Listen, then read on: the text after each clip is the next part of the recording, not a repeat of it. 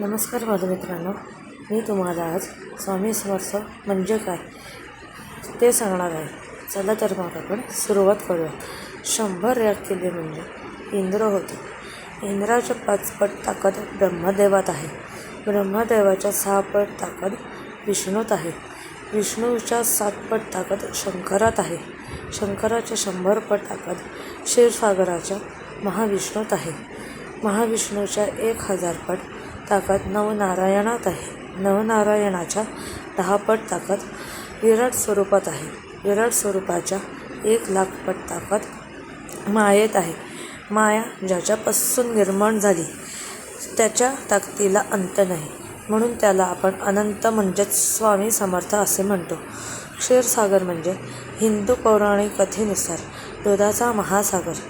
महाविष्णू म्हणजे हिंदू धर्मातील सर्वोच्च परम चैतन्य आणि निर्गुण सगुण स्वरूपातील विश्वाचे मूळ निर्माता आणि पालनकर्ता आहे, ते म्हणजे महाविष्णू. महाविष्णू हे भगवान श्रीकृष्णाचा 16वा भाग म्हणून मानले जाते. ते परमेश्वर आहेत. विराट स्वरूप म्हणजे ईश्वराचे, विशेषतः भगवान विष्णू किंवा श्रीकृष्णाचे अवाढव्य वैश्विक आणि अनंत रूप होय. हा तुम्हाला व्हिडिओ आवडला असेल तर या व्हिडिओला लाईक करा, शेअर करा आणि सबस्क्राईब करा. धन्यवाद.